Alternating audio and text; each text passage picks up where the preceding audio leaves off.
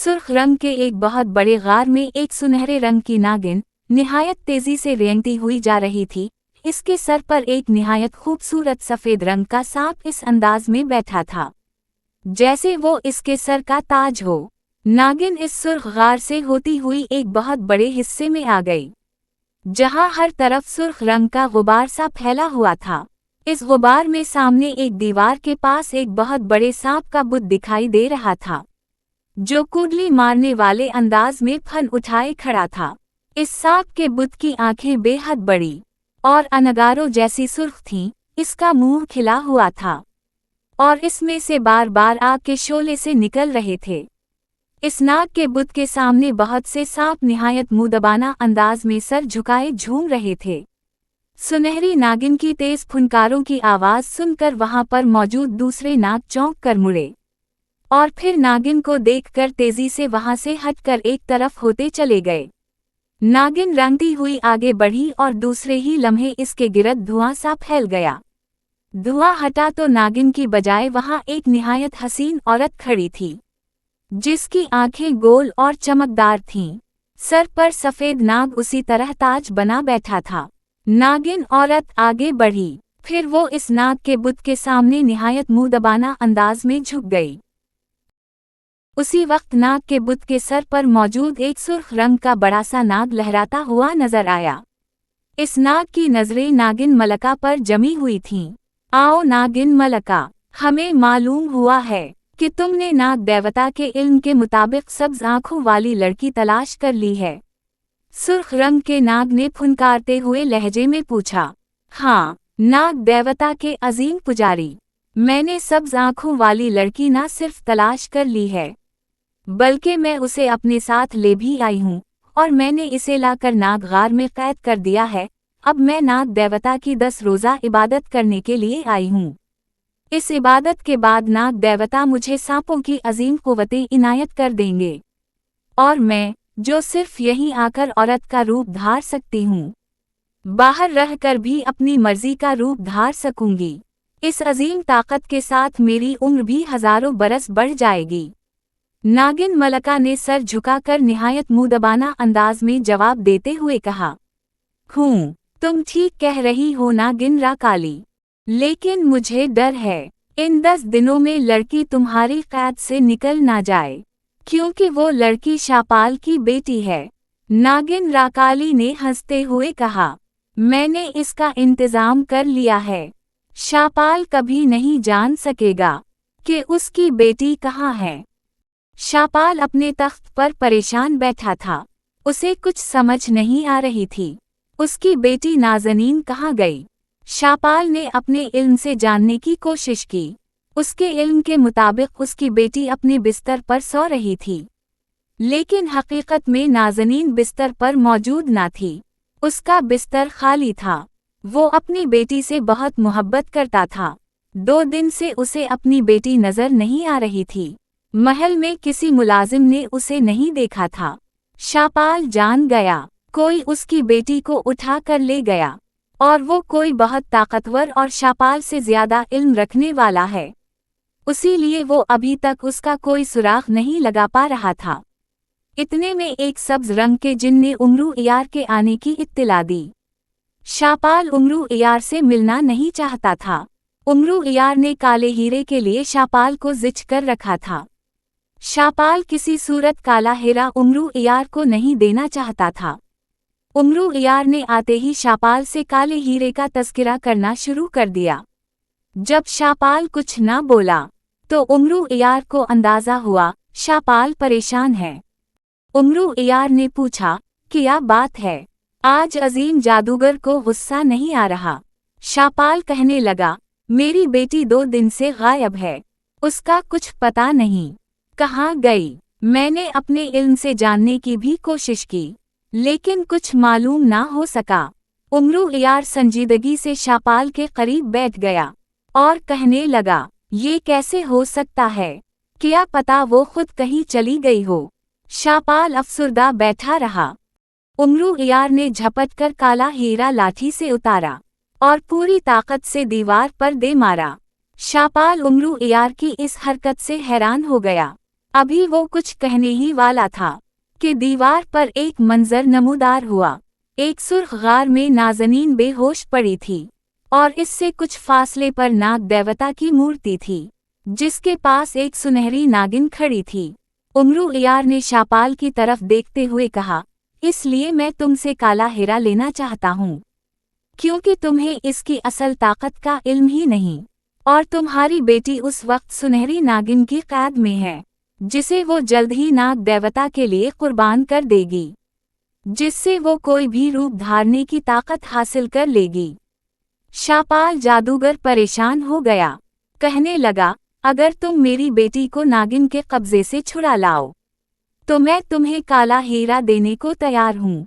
Umru year हंसने लगा और कहने लगा, काला हीरा तो मैं हासिल कर चुका हूँ, कुछ और बताओ। फिर शापाल की रोनी सूरत देखकर बोला, तुम्हारी बेटी को बचाना ज्यादा जरूरी है, बाकी मामलात बाद में देख लेंगे। दोनों महल से निकले। उनका रुख सुर्ख गार की तरफ था। उमरू इयार ने शापाल जादूगर को कुछ दूर जाकर रोका, फिर कहा, तुम यहाँ एक कुएं में आग जला कर रखो, और जब मैं सुनहरी नागिन को यहाँ लेकर आऊं, तुम अपनी बेटी को गार से छुड़ा लाना। शापाल हैरान होते हुए बोला, लेकिन तुम यहाँ सुनहरी नागिन को कैसे लाओगे? उमरू इयार इयारी से हंसने लगा, फिर बोला, जैसा कहा है वैसा ही करो, ज्यादा ना सोचो। उमरू इयार सुर्ख गार की तरफ बढ़ने लगा।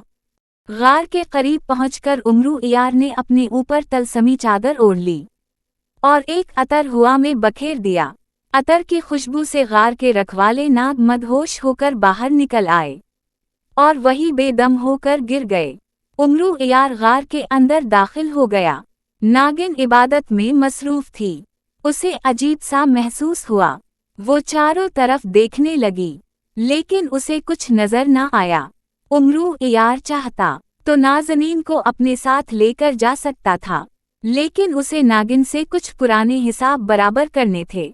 उमरू इयार ने अपनी तलसमी चादर उतार दी। नागिन मलका गार में उमरू इयार को देखकर परेशान हो गई। कहने लगी, तुम यहाँ क्यों आए हो? फौरन यहाँ से निकल जाओ। उमरू इयार बोला, मैं तो यहाँ बस आपका काम आसान करने आया हूँ। आपने इतने नौजवानों को शादी की दावत दी और इनकार पर इन्हें जान से मार दिया। काश आप मुझ पर नजरे करम करती, मैं तो मुंतजिर ही रहा। नागिन मलका दांत पीस कर रह गई, फिर गुस्से से बोली, तुम अब क्या चाहते हो? उमरू इयार सर झुकाकर बोला, मैं तो आपका काम आसान करना चाहता हूँ। मुझे मालूम हुआ था कि आप इंसानी रूप धारने की ताकत हासिल करना चाहती हैं, जिसकी दो शराइत हैं, या तो आप किसी इंसान से शादी कर लें, या फिर आप 10 दिन खुसूसी इबादत करके नाग देवता को खुश करें और किसी खूबसूरत सब्ज आँखों वाली दोशीज़ा को नाग देवता के कदमों में कुर्बान कर दें। लगता है आप अपनी पहली कोशिश में नाकाम हो गई हैं, हालांकि आप बहुत खूबसूरत हैं। मलका नागिन गुस्से से फुनकारते हुए बोली, तुम मेरे काम में रुकावट डाल रहे हो, यहाँ से फौरन निकल जाओ, वरना तुम्हारा अंजाम भी तुम्हारे दोस्त जैसा होगा। उमरू इयार बोला, आप मेरे दोस्त और इस लड़की को छोड़ दें, मैं तुमसे शादी के लिए तैयार हूँ। मलका नागिन कहने लगी, अब ये मुमकिन नहीं, मैं तुम्हारे दोस्त को हमेशा के लिए अपना गुलाम बनाकर रखूंगी। उसने मेरी तौहीन की है। उमरू इयार कहने लगा, इस तरह तो आपने भी मेरी तौहीन की है, मुझ में क्या कमी थी? इयारों का इयार उमरू इयार हूँ, और आपने मुझे शादी की पेशकश नहीं की। उमरू इयार मलका नागिन को बातों में उलझाकर इबादत में खलल डाल रहा था। मलका नागिन को भी 10 दिन की इबादत बहुत मुश्किल लगने लगी। उसने उमरू इयार से कहा, मैं तुमसे शादी कर लेती हूँ, लेकिन फिर तुम्हें मेरे हुक्म के मुताबिक रहना पड़ेगा। उमरू इयार ने जल्दी से खुश होते हुए कहा, क्यों नहीं, मैं तो आपका अभी से गुलाम बनने को तैयार हूँ, बस मेरी एक शर्त है। मलका नागिन बोली, कैसी शर्त? उमरू इयार ने कहा, आपको मुझसे शादी हमारे रस्मों रिवाज के मुताबिक करनी पड़ेगी।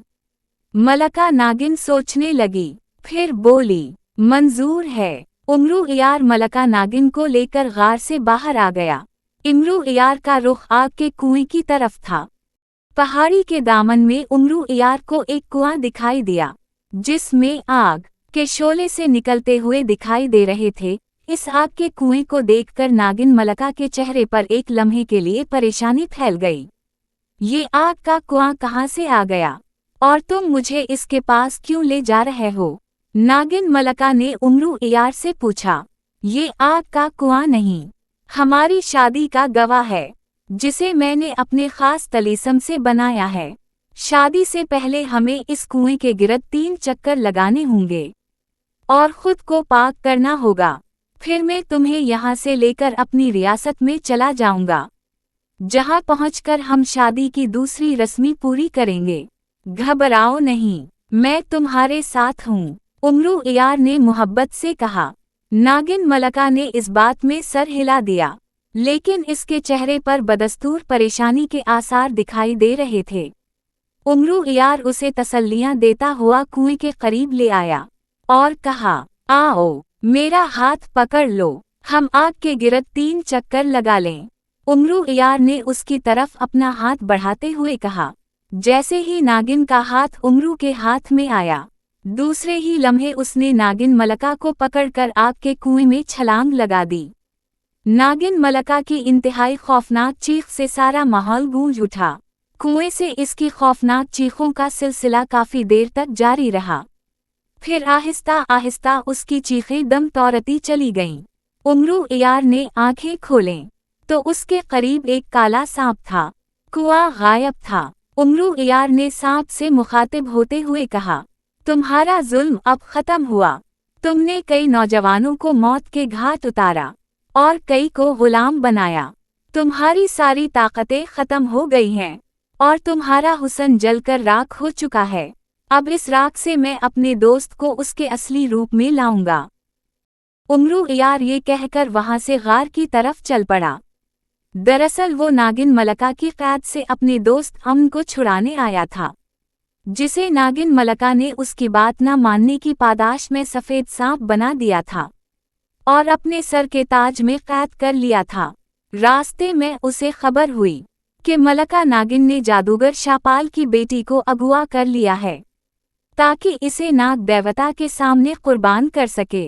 उमरू इयार शापाल से काला हीरा लेना चाहता था। उसने एक तीर से 2 शिकार करने का प्लान बनाया। यूं अपनी होशियारी और अक्लमंदी से नागिन से बदला भी ले लिया था और शापाल जादूगर से काला हीरा भी हथिया लिया था।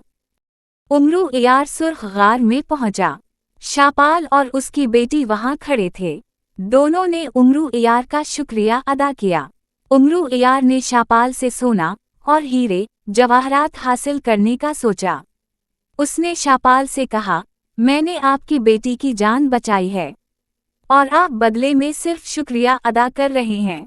शापाल ने कहा, तुम्हें शायद याद नहीं, तुम मुझसे कीमती काला हीरा ले चुके हो, जो बहुत नायाब है। उमरू इयार हंसते हुए बोला, वो तो मदद से पहले की पेशी थी, इनाम तो बाकी है और मैं जानता हूँ तुम्हारे पास हीरे जवाहरात का ढेर है। क्या तुम्हें वो अपनी बेटी से ज्यादा प्यारा है? शापाल जादूगर उमरू इयार से पहले भी बहुत चीरता था। जान छुड़ाने के लिए बोला, ठीक है, जब तुम्हारा दिल करे आकर अपना इनाम ले जाना।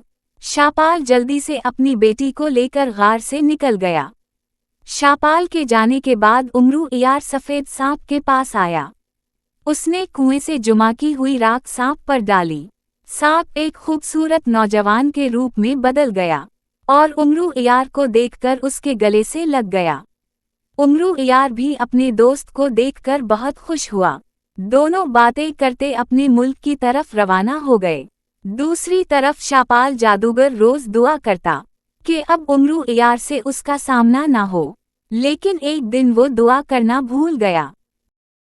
एक सुबह जब वो खिड़की के पास बैठा था, दूर से उमरू इयार को काले घोड़े पर सवार महल की तरफ आते देखा।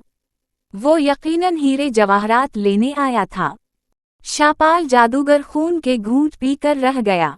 पहले उसने चालाकी से काला हीरा लिया और अब उसके शाही खजाने को लूटने आ गया था।